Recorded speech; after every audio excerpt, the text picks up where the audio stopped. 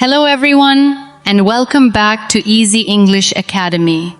I hope you are all doing wonderful today and are ready to dive into a brand new lesson. If your goal is to speak English with fluency, confidence, and a natural flow, then this video is tailored just for you.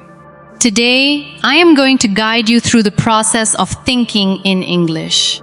This is genuinely one of the most critical milestones on your path to becoming a fluent speaker. We all understand how frustrating it is to constantly pause and translate ideas from our native language into English before we speak. It slows down our conversations, chips away at our confidence, and frequently causes grammatical errors. Imagine how amazing it would feel to completely bypass that translation phase and simply think in English right from the start. I am here to assure you that this is entirely achievable. By mastering 4 straightforward stages, you can train your brain to process thoughts directly in English. And I promise you, this will completely transform the way you speak. Before we dive in, please make sure to subscribe to Easy Academy English if you haven't done so yet. That way, you will never miss out on any of our upcoming lessons designed to support your journey toward fluency. Now, let's get started with today's lesson. Stage 1. Think in verbs, the power of action words. The very first step in training your brain to think in English is to focus on verbs.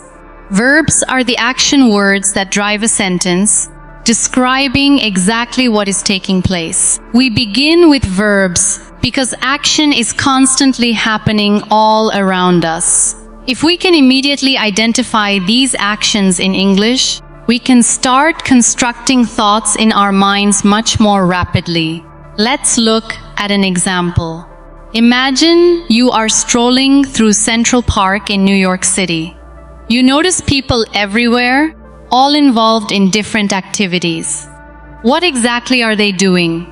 Some individuals are running, while others are talking.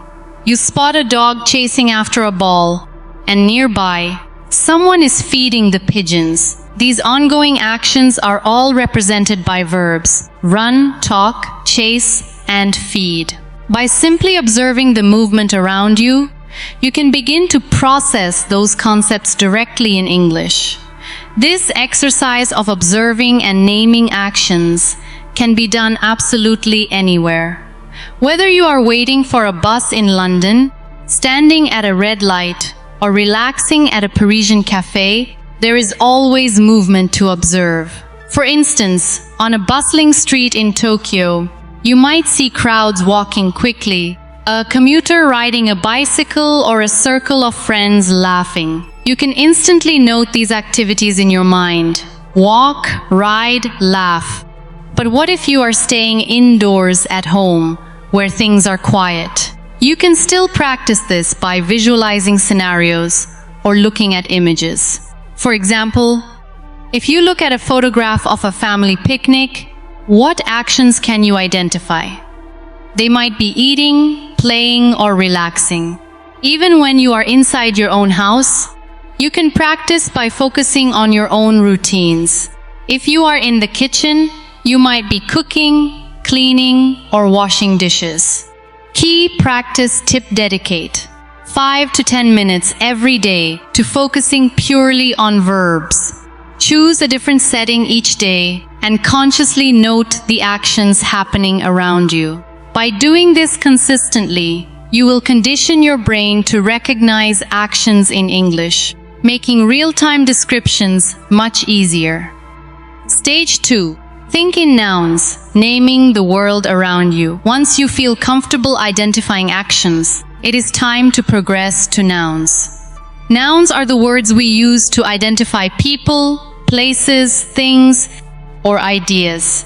Just like verbs, nouns are everywhere you look. Absolutely everything around you has a specific name, and learning to recall these names instantly in English brings you a step closer to natural fluency. Let's imagine a completely different setting. Picture yourself in Sydney, Australia, standing right next to the iconic Sydney Opera House. As you look around, you notice the massive building, the sparkling harbour, and crowds of tourists snapping photographs. You also see a boat gliding across the water and a few seagulls soaring overhead. Every single one of these items is a noun. Building, harbour, tourists, boat, and seagulls. It is incredibly beneficial to practice this wherever your day takes you. If you find yourself at a vibrant market in Delhi, India, you will see fruits, vegetables, spices, and vendors. These are all nouns that capture the essence of your surroundings. Even if you are just sitting quietly in your bedroom, you can scan the space and call out nouns: table, chair, book, laptop. Another excellent strategy is to identify the items you carry on your person. Take a look inside your bag. What do you have? You might find a phone, some keys, and a wallet. Training your brain to name these everyday objects in English will quickly turn into an automatic habit, helping you process the language faster and more clearly. Key practice. Tip: spend a few moments each day naming the physical objects around you in English. No matter if you are outdoors, at home, or traveling, challenge yourself to identify everything's in sight. If you are exploring Barcelona, Spain, look around and name the buildings, bicycles, cafes, and tourists. The more you do this, the more automatic your English thoughts will become. Stage 3. Think in sentences. Connecting verbs and nouns. After mastering verbs and nouns individually, the next logical step is to connect them by thinking in full sentences. This is the stage where you combine your action words and object words to describe the world around you in complete thoughts. At this point, it is crucial to keep things simple. Do not worry about constructing long, intricate sentences. Instead, focus entirely on making short, clear statements about what you see. For example, if you are visiting Cape Town, South Africa, and looking up at Table Mountain, you might think, the tourists are climbing the mountain, the sun is shining, the wind is blowing. These statements are basic, but they successfully train your brain to build complete thoughts. Now, let's imagine you are sitting in a park in Toronto, Canada. What is happening in your immediate view? You could describe it like this. A family is having a picnic. The children are playing with a ball. The birds are flying in the sky. These sentences are brief, but they perfectly capture the scene. As your confidence grows, you can start expanding these sentences to add more detail. For instance, if you are walking past the Brandenburg Gate in Berlin, Germany, you might think, a group of tourists is taking pictures of the monument. Some of them are listening to their tour guide, while others are checking their maps. This structure links multiple nouns and verbs together, offering a much richer description. The ultimate objective here is to transition from thinking in isolated words to thinking in flowing sentences. This will prevent you from pausing to search for individual words during conversations, because your brain will already be accustomed to forming complete thoughts. See key practice tip. Take 10 to 15 minutes every single day to mentally describe your environment using full sentences. Whether you are relaxing at home, working at the office, or exploring a new destination, form complete sentences in your mind. If you are at a cafe in Rome, Italy, you might say to yourself, the waiter is serving coffee. Two friends are chatting at the next table. A couple is reading a menu. This routine will quickly make English feel like second nature. Stage 4. Think in paragraphs. Bringing it all together, the final milestone is transitioning from isolated sentences to thinking in full paragraphs. This means connecting your thoughts to describe situations in richer detail, narration, or creating a complete mental picture of an entire experience. Imagine you are standing on the Great Wall of China. Here is how you might organize your thoughts into a fluid paragraph. I am standing on the Great Wall, and the view is absolutely incredible. The mountains stretch out as far as my eyes can see, and the wall winds its way beautifully across the landscape. There are tourists all around me, taking pictures and walking along the path. I can hear people speaking in many different languages, and a cool breeze is blowing through the air. The steps are quite steep, and the ancient stone is worn down from centuries of use. In this single paragraph, you have successfully woven together verbs like walking and speaking, nouns like tourists, mountains, and wall, and complete sentences to paint a beautiful picture. By practicing this level of detail, your English thoughts will flow naturally, allowing you to move beyond brief statements to deeper descriptions. Let's look at another scenario. Imagine walking through a bustling, historic market in Istanbul, Turkey. You could form a mental paragraph like this. The market is packed with people, all busy shopping and bargaining with the local vendors. I can smell the rich spices in the air, and the vibrant colors of the handmade rugs and textiles instantly catch my eye. A man is selling warm tea from a small cart, and groups of tourists are taking photos nearby. The sound of people talking and laughing fills the entire space, making the atmosphere feel incredibly lively and energetic. When you practice structuring your thoughts into paragraphs like this, you are effectively training your mind to describe events comprehensively without ever stopping to translate from your native language. This stage is absolutely vital because it unlocks the ability to express complex thoughts smoothly and continuously, which is exactly what you need for true fluency. Let's try one final example together. Imagine you are sitting inside a charming, cozy cafe in Amsterdam, Netherlands. You might describe the setting like this. I am sitting at a small table by the window, quietly sipping my coffee. The cafe is warm and welcoming, with soft music playing gently in the background. Outside, I can see locals riding their bicycles along the canal. The sky looks cloudy, and it seems like it might rain very soon. Inside, a few people are reading books, and a couple is chatting quietly over their breakfast. The delightful scent of freshly baked bread fills the air, and the entire atmosphere is calm and peaceful. Once again, you have successfully combined verbs, nouns, and sentences into a detailed narrative. This is the peak of thinking in English, where you can articulate complete situations just as effortlessly as you would in your first language. You can easily practice this by reflecting on your own day. Think back to the moment you woke up and mentally summarize your day in a short paragraph. What did you accomplish? Where did you travel? Who did you speak with? For example, today was an incredibly busy day. I woke up early and went for a refreshing walk in the park. The weather was perfect, and I saw a lot of people exercising.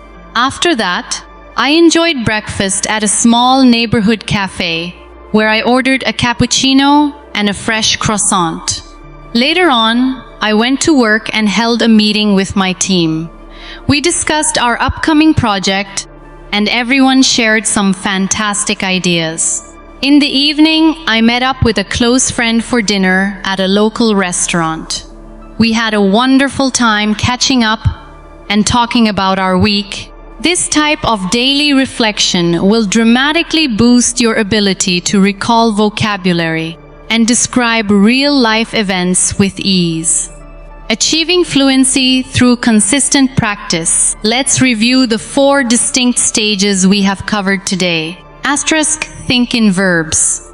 Asterisk, focus heavily on action words to describe the movement around you. Asterisk, think in nouns. Identify and name the specific people, places, and objects in your environment. Asterisk, think in sentences. Merge your nouns and verbs into short, direct, and clear statements. Asterisk, think in paragraphs. Connect your sentences to create detailed, narrative descriptions of entire scenes. Each stage naturally supports the next, guiding your brain to process information directly in English without relying on a mental translator. So why this strategy works when you start learning a new language? Translating words in your head is a natural habit. However, it creates a massive conversational delay. Instead of speaking smoothly, you are forced to pause, which can cause anxiety. By training your mind to think directly in English, you eliminate that middle step entirely. Your responses become immediate, natural, and fluid. Imagine being in an official job interview in London, and the interviewer asks you to describe a tough challenge you overcame in your past role. If you are stuck translating from your native language, you will experience an awkward pause. But if you have trained your brain to think in English, you can answer right away with poise and clarity.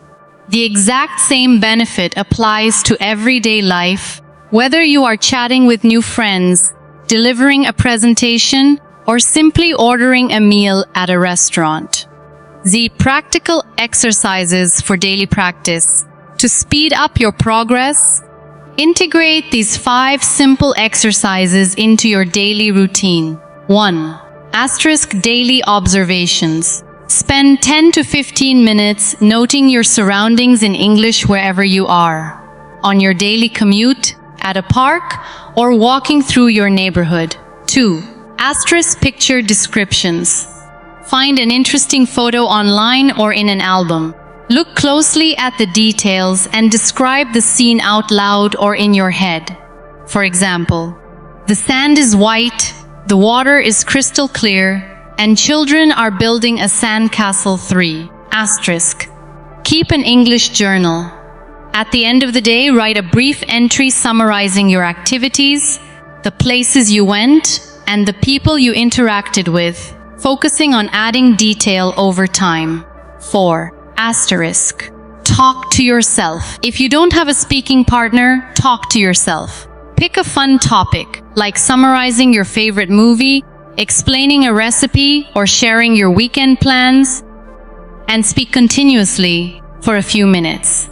5. Language time challenges. Set a timer on your phone for 5 minutes and challenge yourself to think exclusively in English until the timer goes off, gradually increasing the duration over time. Final thoughts. The road to fluency, learning to think in English, is a gradual process that requires time, patience, and steady effort. The more frequently you immerse your mind in the language, the more natural it will become to express yourself. By climbing through these 4 stages, verbs, nouns, sentences, and paragraphs, you are building an incredibly strong foundation for ultimate fluency. Consistency is your greatest tool. Practice just a little bit every single day, and you will notice massive improvements. It is completely fine to make mistakes along the way. Every error is just a stepping stone toward getting better. Are you ready to elevate your English skills? Start incorporating these steps today, and very soon you will be thinking in English just like a native speaker. Thank you so much for watching and learning with me today on Easy English Academy. Please remember to like this video, subscribe to our channel, and click the notification bell so you never miss any of our upcoming lessons. Keep practicing, stay curious, and I will see you all in the very next video.